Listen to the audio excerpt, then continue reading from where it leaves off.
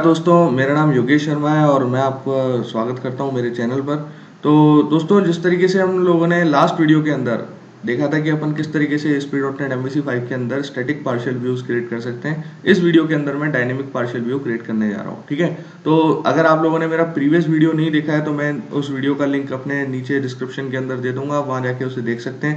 जब तक आप उसे नहीं देखेंगे तब तक आपके ये समझ में आएगा भी नहीं। ठीक है, तो डायनेमिक पार्शियल व्यू क्या होते हैं कि जहां पर आप कोई डेटाबेस से कोई डेटा रिट्रीव करके ला रहे हो और उस डेटाबेस से जो डेटा आपका रिट्रीव होके आ रहा है उसे आपको कहीं शो करना है, किसी व्यू पर शो करना है और मल्टीपल टाइम आपको यूज में लेना है, तो उसके लिए अपन डायनेमिक पार्शियल व्यूज को क्रिएट करते हैं। ठीक है, डायनेमिक पार्शियल व्यू क्रिएट करने के लिए आपको ASP.NET MVC 5 दो मेथड प्रोवाइड कराता है, एक तो रेंडर एक्शन और एक एक्शन। ठीक है, तो इन दोनों में क्या डिफरेंस है? रेंडर एक्शन तो क्या करेगा, सिंपल कुछ भी रिटर्न नहीं करेगा, सिर्फ आपका जो भी आउटपुट है, जो भी आपने डेटा से फैच हुआ है वो आपका यहाँ हो जाएगा। लेकिन एक्शन मेथड के थ्रू जो डेटा आपका वहां से रिटर्न हो रहा है, आप उस डेटा के अंदर कुछ अमेंडमेंट, अगर कुछ चेंजेस करना चाहते हो तो आप वो चेंजेस कर सकते हैं। ठीक है, तो चलिए अपन प्रैक्टिकल पार्ट पर आते हैं कि किस तरीके से अपन डायनेमिक पार्शियल व्यूज को क्रिएट कर सकते हैं। दोस्तों, जो आपने लास्ट टाइम पर होम कंट्रोल क्रिएट किया था, लास्ट वीडियो के अंदर मैंने जो क्रिएट किया था, अब आप उसी को आगे बढ़ाइए। ठीक है, मैं क्या करता हूं कि इसी होम कंट्रोलर के अंदर एक एक्शन और क्रिएट करता हूं जो कि एक पार्शियल व्यू रिजल्ट रिटर्न करेगा। ठीक है ना, ध्यान रखना, एक्शन रिजल्ट की आपको लिखने की जरूरत नहीं है, आप यहाँ पार्शियल व्यू रिजल्ट ही लिख सकते हैं। ठीक है, और यहाँ पर जो भी आप एक्शन का नेम देना चाहते हो वो नेम दे दीजिए, तो मैं कैटेगरी नेम दे देता हूँ। ठीक है, अब इसके बाद अपन क्या करते हैं कि एक एरे वेरिएबल बनाते हैं। ठीक है, एरे और बुक्स के नाम से आपने एक वेरिएबल बनाया और इस वेरिएबल के अंदर आप इस एरे को इनिशियलाइज कर दीजिए। तो न्यू स्ट्रिंग ये लिख दिया। न्यू स्ट्रिंग लिखने के बाद अब जैसे आपने लिखा PHP या बुक्स के कोई नेम लिख रहे हो, ASP.NET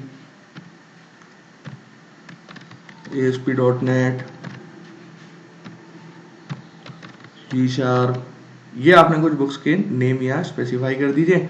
और स्पेसिफाई करने के बाद अब आपको करना क्या है, ये कुछ एरर दे रहा है तो अपन काम करते हैं, इसे एक बार हटा देते हैं और इसे डायरेक्टली इस तरीके से लिख देते हैं। ठीक है ना, तो ये आपका एक एरे इनिशियलाइज हो गया। एरे इनिशियलाइज होने के बाद अब आप क्या करेंगे, यहाँ लिखेंगे रिटर्न पार्शियल व्यूज।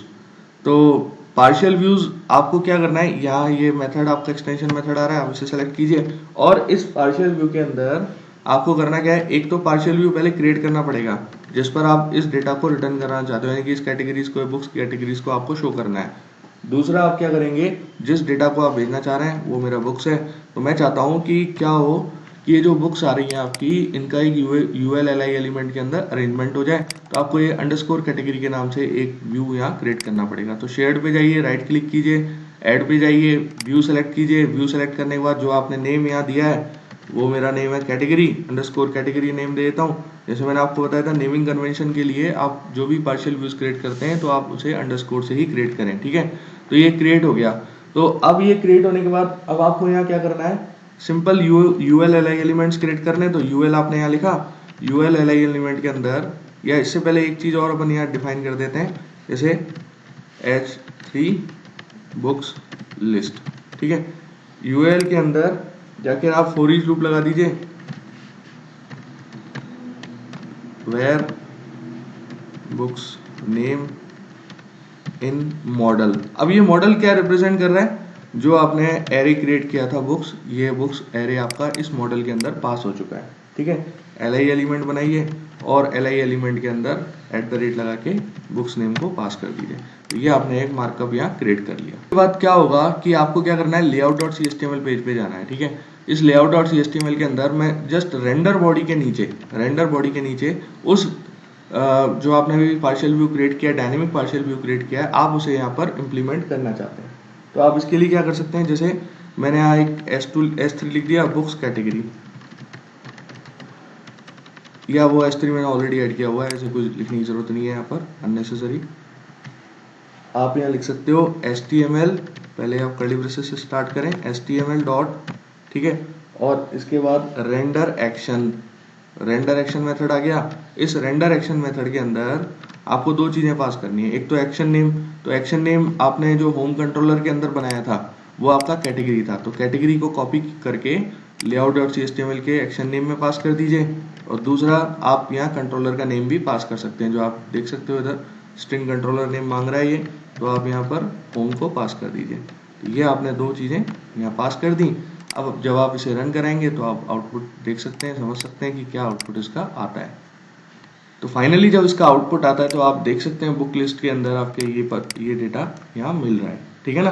तो आप लोगों ने देखा है कि किस तरीके से अपन ये यूएल एलआई एलिमेंट्स को जनरेट कर सकते हैं। अब ऐसा नहीं है कि ये पार्शियल व्यू एक बार यूज में आएगा, आप कितनी बार भी आप इसे यूज में ले सकते हैं, ठीक है ना। सिर्फ आपको इस पार्शियल व्यू को क्रिएट करना है, आप इस एरे को चेंज कर दीजिए, जितनी बार भी आप कॉल करना चाहते हो, तो आपको बार बार से यूएल एलआई एलिमेंट लिखने की जरूरत नहीं पड़ेगी, ये डायरेक्टली आपके पॉपुलेट होते चले जाएंगे। तो दोस्तों ये तो हमने सीख लिया रेंडर एक्शन। अब अपन आते हैं एक्शन पर, ठीक है ना। तो एक्शन क्या रिटर्न करेगा और कैसे उसे अपन रिट्रीव करेंगे वो अपन देख लेते हैं एक बार, कि अपन कैसे उसमें अमेंडमेंट कर सकते हैं।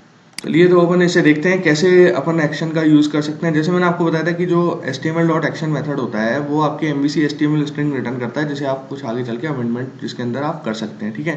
तो एक बार तो प्रोग्राम को स्टॉप कर लेते हैं। अब आप यहाँ क्या करें, मल्टीपल एक्सप्रेशन लिखने हैं तो आप इस तरीके से लिख लीजिए, वेर डेटा के नाम से आपने वेरिएबल बनाया और इसके अंदर आप क्या करेंगे, html.action मेथड को कॉल करेंगे। एक्शन मेथड के अंदर आपको दो चीजें पास करनी है, एक तो एक्शन का नेम कि किस एक्शन को आप यहाँ यूज में लेना चाह रहे हो, तो वो कैटेगरी हो गया। साथ के साथ आपको यहाँ एक रूट वैल्यू यानी कि कंट्रोलर का नेम भी आपको यहाँ पास करना पड़ेगा, ठीक है। ये दोनों चीजें पास कर दी। अब इस डेटा के अंदर ही अमेंडमेंट करना है, तो आप क्या करें, न्यू MVC HTML स्ट्रिंग, क्योंकि ये इसका रिटर्न टाइप होना चाहिए। आप स्ट्रिंग वैल्यू पास करेंगे तो जो डेटा आपने ऊपर लिया था उसे आप पहले स्ट्रिंग में कन्वर्ट कीजिए। स्ट्रिंग में कन्वर्ट करने के बाद मैं क्या करता हूँ, यहाँ यूएल एलआई एलिमेंट्स को और ऐड कर देता हूँ, एक एलआई और यहाँ क्रिएट कर लेता हूँ। This is my added UL LI, ठीक है। तो जो कंटेंट वहां से रिटर्न हो रहे हैं आप उन कंटेंट्स को यहाँ एक बार और रेंडर करोगे, ठीक है, और साथ के साथ उसमें कोई चेंजेस भी आप कर पा रहे हो, ठीक है। तो ये आपने यहाँ लिख दिया, ये रिटर्न होगा। रिटर्न होने के बाद अब आप इसे यहाँ प्रिंट करा सकते हो, तो मैं क्या करता हूँ, @डेटा यहाँ पास करा देता हूँ, ठीक है। तो अब आप इस index.html को वापस से रन कराइए तो आपके आउटपुट समझ में आ जाएगा कि क्या आउटपुट ये जनरेट करता है। तो दोस्तों आप यहाँ देख सकते हैं कि जो आपके पास सेकंड बुक लिस्ट आई है, ठीक है, इसके अंदर ये एक LI element UL LI element और ऐड हो गया, ठीक है। तो इस तरीके से हम HTML एक्शन और रेंडर एक्शन मेथड का यूज कर सकते हैं। तो ये मेरा पार्शियल व्यूज का जो वीडियो था वो दोस्तों कंप्लीट हो गया। अगर आपको ये मेरा वीडियो पसंद आया हो तो प्लीज मेरे चैनल को सब्सक्राइब कीजिए। मैं आपको एक चीज का एश्योरेंस देता हूँ कि कंप्लीट ASP.NET MVC के वीडियो ट्यूटोरियल हिंदी के अंदर, वेब API के ट्यूटोरियल हिंदी के अंदर, ASP.NET MVC AngularJS हिंदी के अंदर, Node.js हिंदी के अंदर, ये सारे वीडियोस मैं अपलोड करने वाला हूँ और बहुत जल्दी ये मैं कंप्लीट भी कर दूंगा, ठीक है। आप मेरे जिस सीरीज से मैं अपलोड करता जा रहा हूँ ASP.NET MVC की वीडियोस, आप उसी सीरीज से आप उनको लर्न करते जाइए तो आपका एक कंप्लीट कोर्स हो जाएगा फ्री ऑफ कॉस्ट, ठीक है, और हिंदी में। और कोई भी आपको प्रॉब्लम आती है तो प्लीज आप मेरे जो YouTube चैनल है उस YouTube चैनल पे आप अपनी प्रॉब्लम को लिख भी सकते हैं। पर्सनली आप मुझे ईमेल भी कर सकते हैं, yogesh.net@gmail.com मेरा ईमेल आईडी है, ठीक है। तो thank you very much for your cooperation और पूरी वीडियो को देखने के लिए।